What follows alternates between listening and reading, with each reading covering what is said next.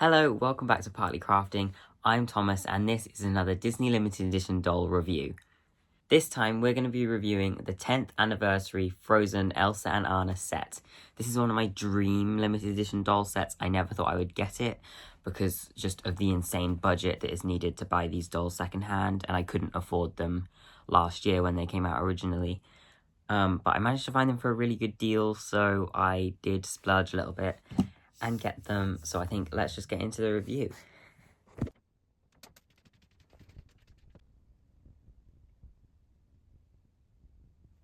What they look like in the box, they are really beautiful. As far as I have seen, there isn't a single piece of screen printing on the entire dolls. It is all embroidered details, which I really appreciate. It just makes them feel very expensive and worth that extra amount of money that they add on to the budget, because obviously with these retailing for £300, that would make the dolls themselves $150 each, which is a lot more than the average limited edition Disney doll, which at the time were retailing for, I believe, $110 still. So it's quite the big price jump, but they really do put that budget into place. And then you can actually take this window panel off to have just the dolls in the back of the box and the plastic front case with the sides and the back, obviously, and the top obviously covered, as most dolls are. So this is how I've chosen to display my dolls up on the shelf, and I've actually flipped this over and I put it on the back of the box, which is how it was designed, so you can display it easier, just because displaying them with these windows open takes up a lot of space that I just don't have. So this is the next layer of the box. Then you can remove the plastic piece, which is, as always, covered in lovely foil details, which leaves you with the dolls in open air. Look at that. So I won't be deboxing them. I do not debox my limited edition dolls.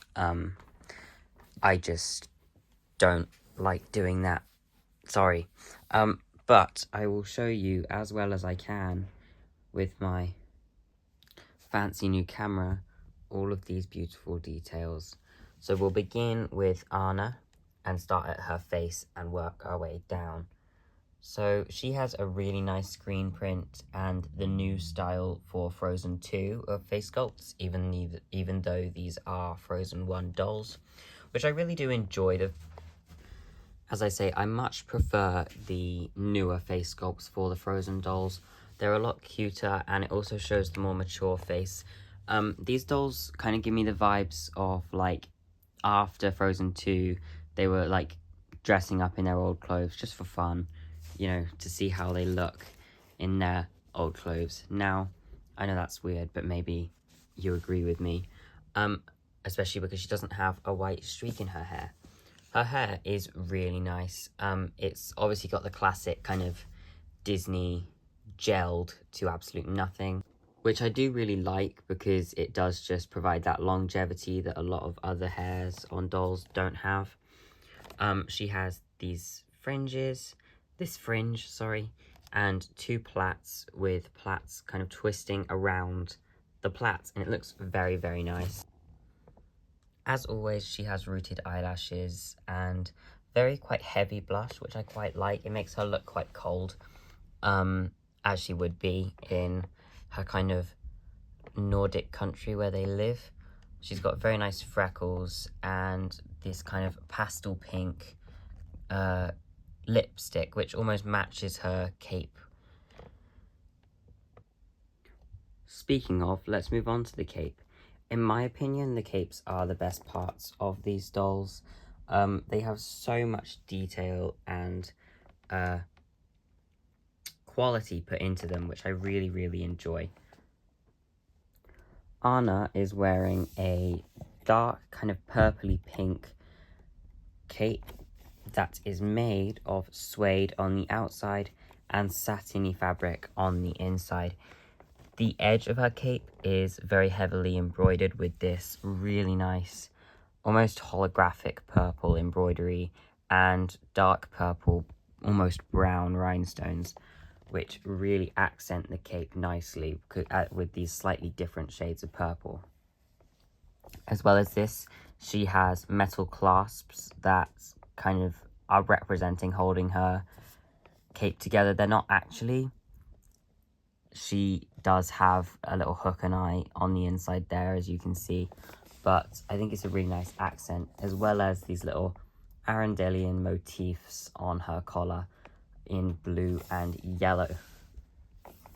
Also on the edge of this peplum piece around her neck, this capelet, there are these kind of bobbly trims like she has in the movie, which I'm actually really happy with. I didn't think they would include that. I wasn't sure if they would be able to add the trim because of the smaller scale, but they did, and I'm really happy for it. Next, she has this shirt underneath her dress, which looks really nice. It's just a simple light teal shirt. She has embroidered cuffs with little snowflakes. Actually, these are the element symbols from the second movie. As you can see there, the fire, earth, water and air symbols, and then the fifth spirit in the middle, which is a really, really nice addition, actually. I didn't know they did that. She also has these really nice cufflinks. I'm not sure what they're supposed to be. They kind of like the arcane, but they are definitely not. But they are very pretty nonetheless. Moving on to her bodice, it's a very simple sweetheart neckline, black bodice with these almost Art Nouveau style. I know it is Arundelian, but there is a lot of Art Nouveau inspiration in Arundelian motifs. This has green stems with kind of the light green, smaller stems kind of swirling around them, which is a really nice accent with these fuchsia flowers and more brown and purple rhinestones. Moving on down, the bodice is also piped on the edges with this kind of tan satin fabric. It's also piped at the top, which is really nice. It adds that separation from the bodice and the shirt and the skirt to really show you that these are three separate pieces of garment. If you are an inbox collector, sometimes you can't tell of how much detail they put into an outfit when actually there are lots of separate pieces working at the same time. And then for her skirt, they decided on this really, really nice kind of navy, dark blue felt, which I thought was a really unique choice, and a very good one at that, especially to represent that this is her winter outfit that she wears in most of the movie. You know, this was made to go up the mountains in, so to have it in a felt does kind of represent that woolen fabric that she would have worn if this were real life, which I really, really do enjoy. It has these blue rhinestones dotted all around, which I think looks very, very nice.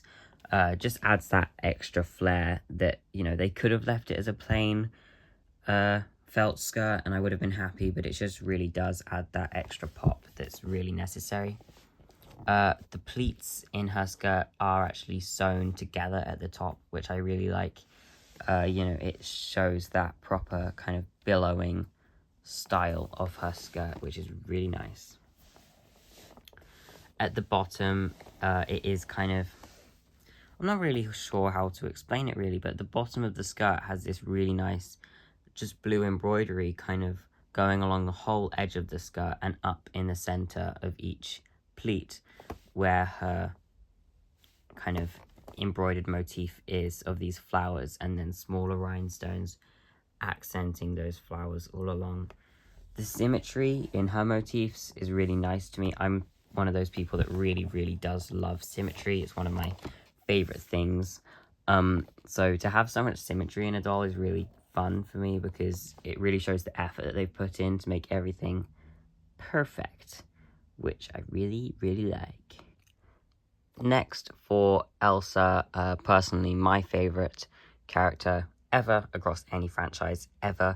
She is brilliant, she is incredibly well written, and her design is just really, really unique, and I just love it. So let's get into this. Firstly, the first thing that I notice is that she is a very, very slightly taller than Anna, which is really good.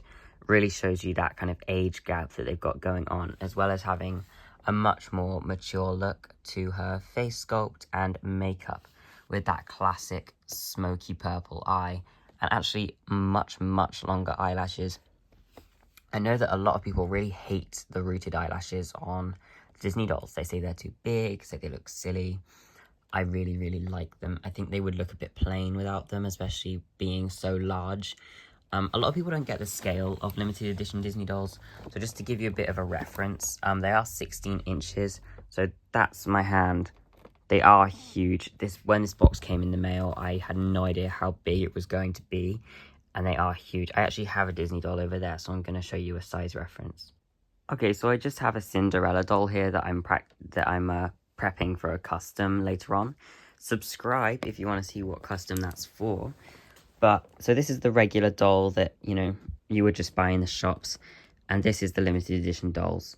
So they are huge. It is a big difference, and the main reason why they do this is just for quality reasons. You cannot fit this much detail on such a small doll, so they size them up and it looks brilliant. I think they executed her hairstyle really seeing now.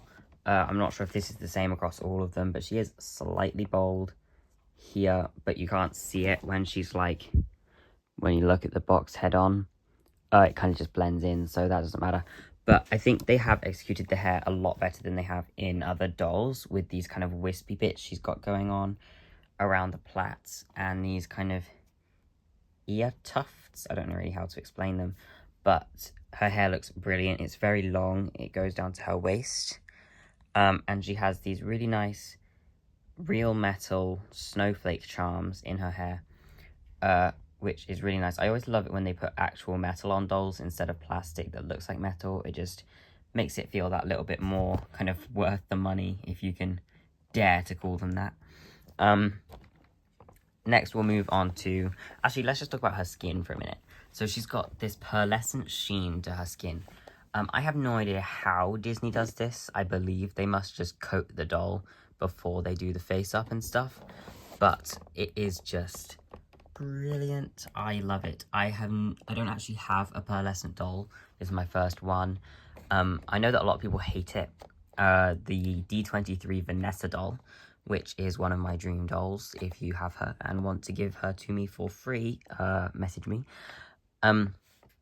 She is worth an absolute fortune, but some people really, really dislike her because she's got this purple pearlescent sheen. I think I understand where they're coming from, and on Elsa it looks very good because they did a blue hue, which does make her look just kind of cold and frosty instead of just kind of sweaty. Some of the dolls can look a bit sweaty when they're pearlescent, but she doesn't. She does right now because I've got a ring light on, which is also why you can like see the bald spot and stuff. It's just ridiculously high quality, like bright light, and then I've got a new phone camera which is probably better than my eyes. But she is really, really cool. I love the frostiness of her skin. Moving down to her dress, you've got the top of her dress is this sheer blue organza, which is supposed to look like the kind of frosted elements of her gown. Her original gown from the first movie isn't frosted. It is a hard top like this one, which I think is a big reason why they chose the first movie, because the second movie costumes are so gorgeous, but they're just so hard to make because they're not really real. You can't make a frosted top to a dress because it's just not scientifically possible. The dress is made of ice. But I think it's very, very well done on this. They've got these rhinestones along the top just to kind of add to that icy aesthetic, and bring more shine in, with these embroidered snowflake motifs down her sleeves and the pointed sleeves that would kind of sit on her middle finger like they do in the movie. I really like this. It kind of looks like how whenever she makes big chunks of ice, there's always like an internal snowflake. I don't know if you've noticed, but her big castle, when she made the floor, there was a big snowflake like cut out in the middle of it, and I thought that was really cool. And it just reminds me of that. I don't know if you get what I mean, but there's that for your consideration. The bodice is made of these kind of rectangular sequins that are stitched down in a row to the bodice. I'm not a fan. I really do like it. It's a very, very nice effect, but I think there would have been a better way to do it. It looks a little bit messy. From afar, like, it's fine, and it's very, very pretty, and I mean, they're up on my shelf, so they are from afar, but I just think if you really get in close, there might have been a better option. I don't know the better option, so don't ask me, but if you have any ideas for a better option, then do let me know in the comments, because I know a lot of customizers have redone their dresses for these dolls, which I think is incredible, but I would never go near these dolls. Her cape, as I say, are the best parts of these dolls. They have so much incredible detail, and they're around the back of the dolls, which I think is very silly on Disney's parts. I think maybe they could have done like a plastic back, like Monster High just did for their Junifier doll, which I'm very, very upset I didn't get. Again, if you have it, give it to me for free, please and thank you. But I think that they look really good. So her cape is really interesting to me. So she's got this sheer organza layer on top. I'm going to show you over here, which is the same as her shirt. And then that's the same fabric on the back. And in the middle, it's the same sheer organza again, but there's sequins like glued onto it. It's like a sequin material that would be really, really just an absolute nightmare to kind of keep maintained over the years. Like, the sequins would just fall off. So they've kind of done the organza on each side. Yeah, you can see it really well there. So it's like organza, netting with sequins, and then the embroidered organza on the outside, which must have been so expensive for Disney to produce. I mean, a big reason of Disney's dolls being more expensive and less quality over the years is just because of their budgeting. Things are so much more expensive to make nowadays, and to do something like this must have cost them a fortune. But, you know, if that's where their bigger budget came from, then, you know, I'm happy for it, because that is just such a nice effect. That subtle kind of glow and sparkle through the gown really does look like ice, especially when I'm just walking into my room and I see them and I'm just walking past and it glitters in certain areas. It just looks like she's icy. It's really, really nice. As well as that, there's all of this really, really detailed sparkly blue embroidery of the snowflakes that are on her cape from the original movie. It is around the back, and it's got, I've seen out-of-box collectors show it. If you want one of those reviews, actually, Disney 200 does a really good one, where he shows you the back of the cape, and it's just ridiculously beautiful. And it's a shame I'll never see hers, but I know what it looks like, so that's okay. Her skirt is this really, really nice ombre satin. It starts at this kind of tealy light blue shade and then works its way down to kind of a true blue, and then to an almost indigo right at the bottom, which I really like the use of purple in her doll, which they don't use very much for Elsa, but I think it's really nice because it ties in the kind of random purple eyeshadow. So it looks really good, as well as her whole body is pearlescent. This skirt is tight. If you can't see, like, it goes all the way around, obviously, and it's like properly, like, she wouldn't be able to walk in real life. And it's got this slit down it as it does in the movie, and it's lined with purple satin, which I really appreciate a good lining. And I really like, again, the purple accents. As you can see, her legs are also pearlescent. Her whole body is, according to out-of-box collectors. And her shoes as well are beautifully sculpted. I think this is a recycled sculpt from the old doll, which I don't have a problem with. And yeah, it's just this clear blue with a purple pearlescent over the top. Doing this, I just remembered that I didn't show you Anna's boots. So these are Anna's boots. Beautiful, beautiful black boots with gold detailing on the front that has been painted. and then brown soles. They've kind of got a bit of a, like, pointed up toe to them, which is quite nice detail because her boots did that in the real movie. So, that is my general overview. Now for my thoughts. So, what are my final thoughts on these beautiful dolls? Well, I think I just gave it away.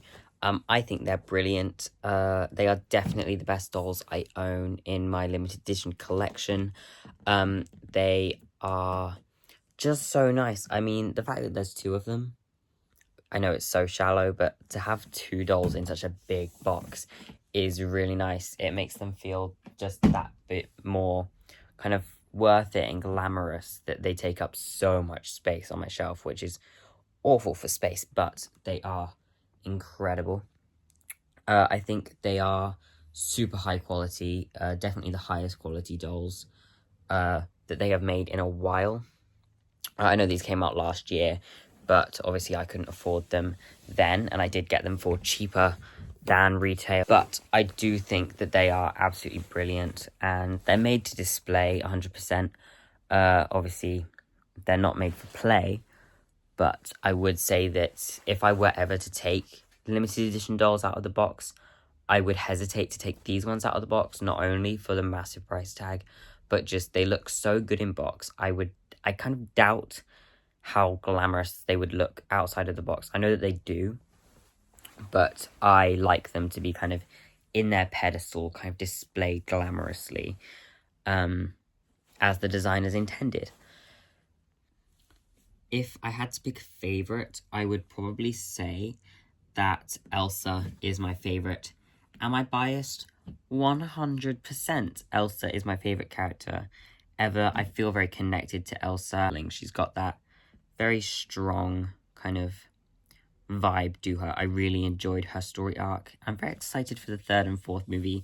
I know a lot of people aren't, and I hope they don't butcher it, but I think if it's good, it's going to be brilliant. So I keep all of my certificates of authenticity in my certificates of authenticity binder, and they are in chronological order of when I got them, so I won't show you them all. I will put up those photos of my collection again if you want more reviews. Comment down below, please. I love making these videos because I love just rambling at people about dolls, and you're a captive audience who ask for me to ramble about dolls, which is brilliant. This is the limited edition card for the Frozen 10th anniversary dolls. I will show you the writing. Hold on. Let me flip my camera around. So, as I said, this is the card. You can pause it to read, or probably read it in the time I keep my camera on it. As you can see, mine is number 1043 of 3000. They only made 3000 of these, which I know is a massive number, but it is a lot less than they made previously for other dolls, other releases. I actually had like a hesitant moment where I was like, what if I just buy them, even though I couldn't afford them when they first released? I was like, you know, I don't know what I was planning on, but I was like, I'm just gonna buy them. And literally, when I say they were sold out in minutes, it was insane. Like, you know, but for those of you who got them on the first round, congratulations. So, as I've shown you in a previous video, this is my certificate of authenticity for my Alice in Wonderland doll.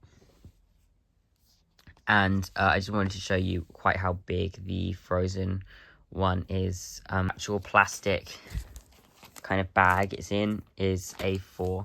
I do usually take the cards out of the plastic, as you can see, and I will be for this one, because it is my plan one day, when I am rich and famous, I will have a room for my dolls, and I will have them all on floating shelves on the wall, and frame the certificates of authenticity and put them next to the dolls. But today is not that day, so I keep them all in this binder. To be honest, I might keep them in this binder forever, but I really like it like this. It just feels very organized. I love me some organization.